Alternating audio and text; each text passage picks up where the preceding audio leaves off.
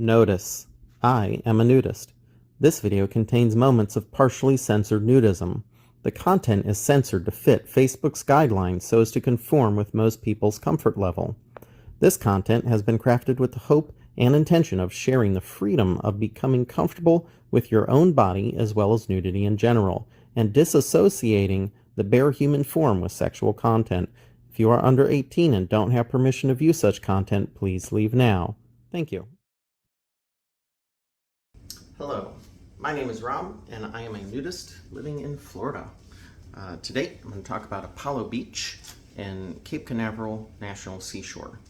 I do have some note cards here, so if I'm looking down, that's why. But a lot of info, want to make sure I hit it and hit it quickly. As this is about a nude beach, there will be some mild nudity within, but nothing beyond what you can find on Facebook. So if you're looking for anything inappropriate, go elsewhere. You're just going to be disappointed here. It's meant to be informative and descriptive, and as such will be extensive in detail and content. Timestamps are below, and there will also be some information there as well. Links to their website, links to my content elsewhere, so enjoy. This is a remake from my old channel from back in 2011, and while there's been a few advancements to the beach as far as new things, we have new boardwalks, a new visitor center, prices have gone up. My main motivation in doing this again is that I have a Galaxy S22 Ultra, and even in years prior I've had some darn good phones with really good media capture, and in 2011 I did not have anything good. So media is going to be a lot better now. Apollo Beach is 1/3 of Cape Canaveral National Seashore. Middle part is Klondike Beach, only accessible by day hike, backcountry permit, 25 passes sold a day for $5. South end, Playa Linda Beach, accessible through Brevard. Apollo Beach is accessible by crossing over the river in New Smyrna Beach, staying on that main road, hanging a right, and you will dead end into Cape Canaveral National Seashore. Park is open 365 days a year, literally every day. 6 to 8 during the summer, 6 to 6 during the winter. They do occasionally have closures for different reasons, either a shuttle launch or maybe certain parking areas will be closed, or certain other historic areas might be closed for maintenance. So check the website, things happen. If you decide to go early at sunrise, know that without the sun and with what seems to be very little wind in the morning, the beach will be inundated with mosquitoes and biting midges, more commonly called no-see-ums here in Florida, and they are merciless and hate your existence. So dress head to toe and wear insect repellent. But the sunrise is beautiful over the ocean, and I highly recommend it regardless of the potential misery. As this is a national parkland, federal laws apply, and as such there are no federal laws against nudity. That said, if you behave inappropriately, then state and Volusia County laws will take effect, and they have a lot of laws about inappropriate nudity. So you will be arrested. So behave. I like to say clothing may be optional, but respectful behavior is not. Naturists tend to self-regulate, and if you're behaving inappropriately, you will probably be confronted and or reported. Now, when you first go to Apollo, that road hits a pay booth, so you got to stop and pay $20 per day as of July 2022, or you can get a $40 annual pass if you live close enough to come back, or if you think you want to also see Playa Linda side, then just do the annual pass and at least you can go in quickly. You get a little credit card type thing, you can just show it, hold it up as you slowly drive by, and they'll just wave you through after that for the annual pass. Beyond that is a 6-mile road, one way each way, and it's only 35 miles an hour. So it's going to take you a minute to get to the end. There is some wildlife. You'll see turtles or birds here and there, also bicyclists, so I'm sure that's why the speed limit is lower, to keep you from running over anything slow and cute. I can't speak for the bicyclists, but the turtles are slow and cute. You pay at that booth and you progress. Parking lot 1 is directly on your left, and then there is a boat ramp on your right. So they have boat access to Mosquito Lagoon as well. That is a Turtle Mound archaeological site, which has a short boardwalk, and it offers some very pretty views. It won't take but a few minutes to go up and come back. I do recommend seeing that. You can't be nude there, but I do recommend seeing that. That's nice. Immediately beyond that is a visitor center, and I say it's new since my previous video in 2011. So it is nice. The last time I was there, and I got myself a cup made in good old US of A. Sunset Hill Stoneware, shstoneware.com. I like it. It's my favorite mug. Microwavable, dishwasher safe, a little heavy, but durable. Clay, glazed, beautiful. It was a little more expensive than what I would normally pay for a cup, but I was happy to get something made in the USA. Also, at the visitor center, they have bottled water.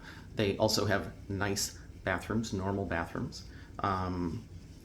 Then as you progress further down the road, there are some other hiking and cultural stops that you can make if you want to see everything.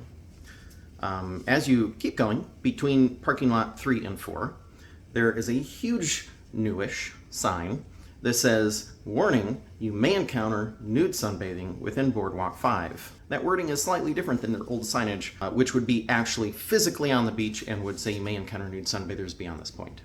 I think despite this change of wording and location of the sign, that the rangers, I'm sure, do not expect you to be nude in the parking lot or on the actual boardwalk parking lot 5. So I would still highly recommend that you go over the beach, or over the boardwalk, to the beach and down a little bit away, one way or the other. And that way you have no possibility of offending someone who is totally oblivious and not expecting to turn around and see naked people. So, parking area 5 has 30 normal parking spaces. It has 5 roadside parallel parking spaces on the right side, and it also has 2 handicap spaces. There is also, on the right side, a dirt path down to Mosquito Lagoon with some boat trailer parking, but the ramp is all dirt and it goes like and it's a sizable drop, so not the best maintained boat ramp, and I would highly suggest you just use that one right at the entrance. It's, I think it's concrete. I think it's made much better. I've actually not been over there because I just don't bother, but it certainly looks newer and better. Now, as far as parking lot 5, if you park outside of a space, you'll get fined. If you park down at the boat trailer space without a boat trailer, you'll get fined.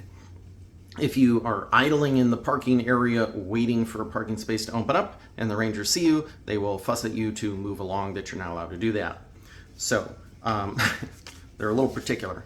But that can lead to some frustration. I know I've been out there a lot of times, and even by 7 o'clock sometimes all those spaces are taken.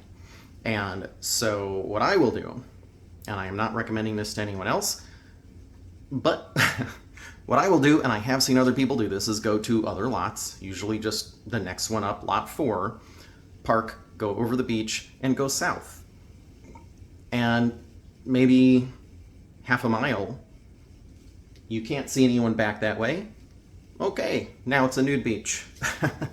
I have been out there and done that and had rangers pass me on their little 4-wheel ATVs, and they're just like, they wave at you, no problem. That said, I am not a lawyer or recommending that to anyone, because I'm just not going to be responsible for you getting in trouble. Do what you want to do, but laws may apply. I do think that if you distance yourself from people and behave appropriately, respectfully, that I don't think it'll be a big problem. But it's just my totally unprofessional opinion. As far as the rangers are concerned, there was a time where I lost track of time and I didn't leave the park on time. I got a very large ticket. Don't do that. Don't be robbed in that instance. Rest of the time it's pretty much okay to be robbed, but not that time. Set your phone alarm. Phones are waterproof nowadays. Easy peasy. Most of the time you can get some reception out there too, thinking of cell phones. Sometimes I got to move around a little bit just to get just the right spot where I'll get a couple bars, but usually I get notifications and such. Now, at parking area 5. Once you're over on the beach, if you go south, you have about 3/4 of a mile before you hit the backcountry sign. At which point, if you don't have a backcountry permit, you should stop and turn around. I mean, nobody's standing right there to arrest you or something, but I imagine if they happen to be coming up on their ATVs, they could be annoyed, could be some trouble. Maybe they'd fine you. I don't know. I've never done that, and I've actually never gotten a pass, the backcountry pass. So, but I know it's just $5 for the day. Hike version. There is a overnight camping version too. Check their website for details. When you go over, you can also go north. As you hit the beach, you can go north. There's plenty of room, as long as you don't walk yourself all the way to Boardwalk 4. You'll be just fine. The beaches are kept very natural. There's no cars, dogs, electricity, or running water. The only amenity is a little tiny building with a chemical toilet. And, well, there's 2 chemical toilets, a boy toilet and a girl toilet. And I imagine they're exactly the same, because the boy toilet does not have a urinal or anything boy special there. It is just an open room with a chemical toilet that is also open. And thus the whole room smells horrible. And they also just have vents in them, so that it is the same temperature as outside, which is usually hot, humid. And because they have these vents, all the bugs hide in the bathroom. So you walk in and there's mosquitoes and no-see-um swarms, and highly unpleasant. If I'm going to go to the beach for the day, I'm going to be there a long time, I put like a aerosol bug-killing spray in my bag, so that if I have to go in that bathroom, I hose it out, give it a moment, and then I can go in there without getting all parts of me bitten up. So, definitely relevant word of warning. If not, you can always go back up to the main visitor center, where you have, again, a nice bathroom. On the beach, know that it is illegal to get on the dunes or disrupt plant or animal life in any way. This includes the stakes in the ground for the turtle nests. Avoid those. Stay away from them. Let the little turtles do their thing. They have to grow and be cute little baby turtles. Anything you bring with you on the beach, please bring it back with you. Just be respectful, be clean, be protective of the environment and just the whole area in general. It's a beautiful natural environment that is there for everyone, not just for you to make a mess out of. So be respectful, be clean. That said, it's pretty much everything, but please take a moment to like and please subscribe. I would like 100 subscribers so that I can make a custom URL and I don't just have this string of letters and numbers. That'd be really great. I have a ton of videos on all different subjects. I got VR games, I got hiking here in Florida, I have cooking, I have product reviews. So thanks, enjoy, like, subscribe, please and thank you.